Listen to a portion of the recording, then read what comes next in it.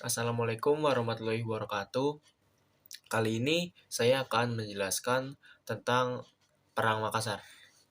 Setelah Sultan Maliku Said wafat pada tahun 1653, posisinya sebagai Sultan Makassar digantikan oleh anaknya yang bernama Sultan Hasanuddin, yang memerintah pada tahun 1653 sampai 1669.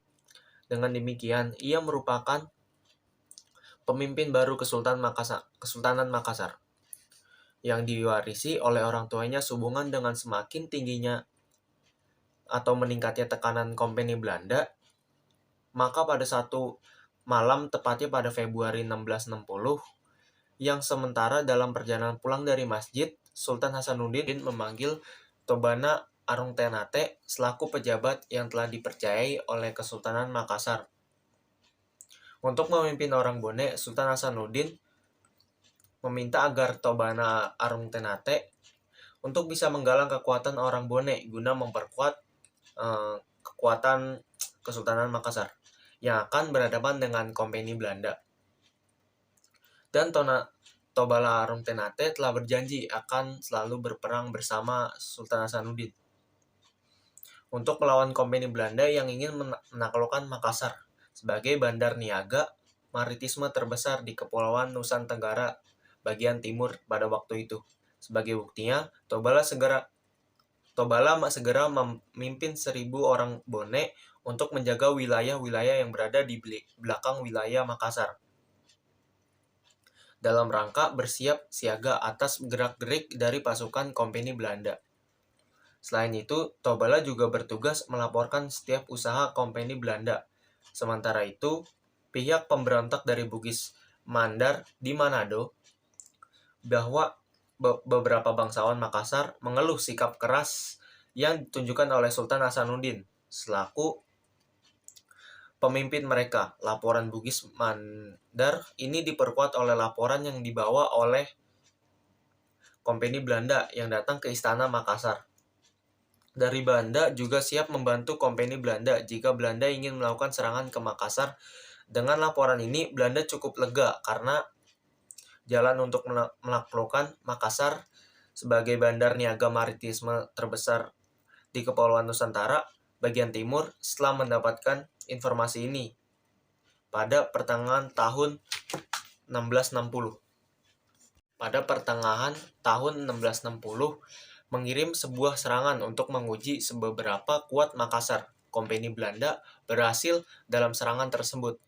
Hasil dari peperangan tersebut, Belanda mendapatkan pelabuhan Panakukang. Setelah berhasil merebut pelabuhan Panakukang dari Makassar, Belanda menempatkan 4 kapal perang untuk selanjutnya mengamankan benteng Panakukang dari penguasa Makassar. Menurut informasi yang didapatkan Spelman, Sultan Hasanuddin sangat menyalahkan karena Subana selaku penjabat Makassar bertanggung jawab dalam menangani pasukan Bone. Atas dasar itu, Sultan Hasanuddin menggantikan Karaeng Subana dengan Karaeng Karunrung.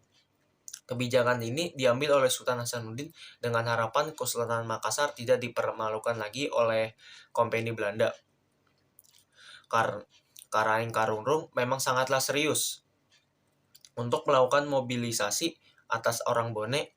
Karaeng Karunrung langsung memberikan perintah untuk Tobala Arung Ternate untuk membawa orang Bone ke Makassar guna bekerja membantu pertahanan Makassar. Atas perintah Karaeng Karunrung itu, Tobala Arung Ternate berhasil membawa 10.000 orang Bone tanpa memandang usia, baik yang tua maupun muda. Sampainya di Makassar, mereka dibagi berkelompok. Mereka diberi tugas untuk menggali parit sepanjang garis pertahanan di pantai Pelabuhan Makassar. Selama bekerja, orang Bone sering dilanggar oleh pihak Kesultanan Makassar, dan penderitaan orang Bone semakin bertambah ketika mandor-mandor mengawasi mereka bersikap kasar kepada orang-orang Bone yang sedang bekerja. Arung Palaka termasuk ke dalam bangsawan orang Bone yang diturunkan untuk mengawasi orang Bone dalam melakukan pekerjaan tersebut. Pada suatu hari, Arung Palaka menyaksikan dengan mata sendiri atas bagaimana kekejaman mandor atas orang Bone yang sedang bekerja. Mandor tersebut menangkap dan memukuli orang yang sedang bekerja ataupun orang Bone yang sedang bekerja. Itu di depan Arung Palaka. Arung Palaka merasa tidak tahan lagi atas perlakuan tersebut. Maka Arung Palaka berusaha mempengaruhi bangsawan orang Bone untuk melarikan diri dari pekerjaan tersebut. Arung Palaka berhasil mempengaruhi mereka. Setelah sepakat untuk melarikan diri, mereka menunggu waktu yang tepat. Untuk melarikan diri, hal yang ditunggu pun terjadi, yaitu libur pasca panen. Pada hari itu, orang Makassar yang sedang merayakan hari panen yang diadakan wilayah Talo, Arung Ternate pun berhasil meninggalkan Makassar dan bergerak terus maju ke wilayah Bone. Mereka membutuhkan waktu selama 4 hari. Untuk bisa sampai ke Bone, perjalanan itu mereka tempuh dengan kelelahan. Setelah sampai di Bone atas persetujuan semua pihak, maka disusun pemberontakan secara besar-besaran atas Kesultanan Makassar berkaitan dengan perlakuan yang tidak manusiawi. Pemberontakan besar ini dipimpin oleh Arung Palaka dan Tobala Arung Ternate, sekitar 11.000 orang Bugis Bone untuk melakukan perlawanan terhadap Kesultanan Makassar. Dan singkat cerita, pasukan Arung Palaka berhasil membendung pasukan Makassar. Setelah pasukan Makassar mendapat bantuan dari Wajo, Arung Palaka dan Arung Ternate mengalami kekalahan. Pasukan Makassar pun dan Wajo mengejar terus. Terjadi pertempuran di luar atau pertempuran terbuka di daerah Bone Utara pada tanggal 11 Oktober 1660. Dalam pertempuran ini, Tobala tewas di tangan pasukan Makassar dan Wajo.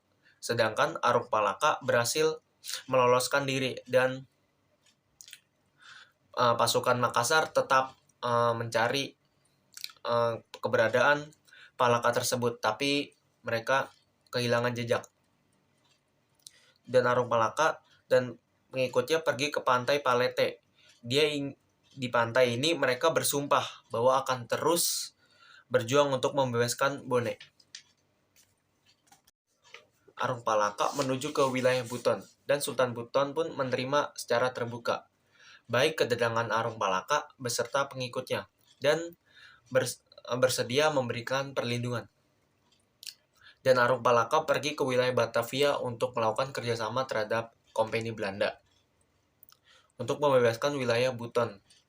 Keluar dari Makassar 3 tahun kemudian, Arung Palaka dan Kompeni Belanda siap menghadapi Makassar sebagai musuh bersama mereka dengan kepentingan yang berbeda.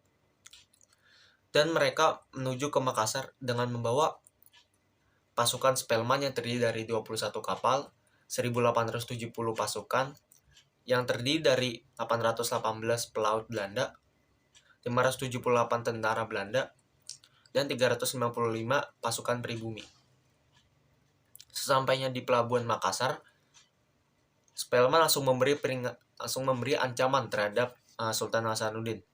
Spelman langsung mengibarkan bendera merah yang bertanda perang akan dimulai.